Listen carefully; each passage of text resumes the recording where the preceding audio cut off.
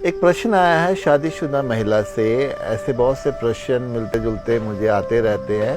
वो पूछ रहे हैं कि अगर हम अपने जीवन साथी से उम्मीदें रखकर ना चलें तो फिर किससे रख के चलें कि हमें वहाँ से परवाह मिले, हमारी कद्र हो, हमें प्रेम मिले। क्योंकि हम अपने फ़र्ज सारे पूरे कर रहे हैं लेकिन उसके बदले में हमें तिरस्कार मिलता है, तब क्या करें।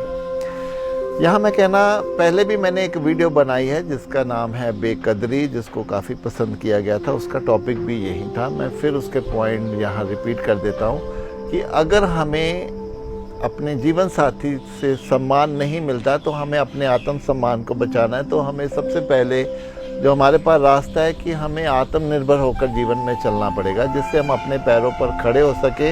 एक आत्मबल हमारे भीतर रहे, जिससे फिर हम कोई भी स्टेप उसके अकॉर्डिंगली ले सकते हैं। दूसरा, अपने जीवन साथी से हम कम्युनिकेट करें कि वो जो भी हमसे व्यवहार, जो भी उनका स्वभाव है, जैसी वो वाणी उनसे हमें मिल रही है, उसका कारण क्या है, वो क्यों ऐसा व्यवहार कर रहे हैं।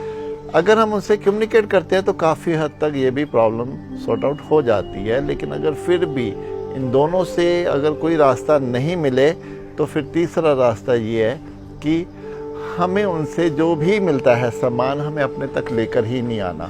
अगर वो उसी एक ही लय पर चल रहे हैं, वो हमें हमारा तिरस्कार कर रहे हैं, तो हमें वो तिरस्कार को लेना ही नहीं है। हमें अपने आप को ऐसे बनाना है कि हमें कोई फ़र्क नहीं है।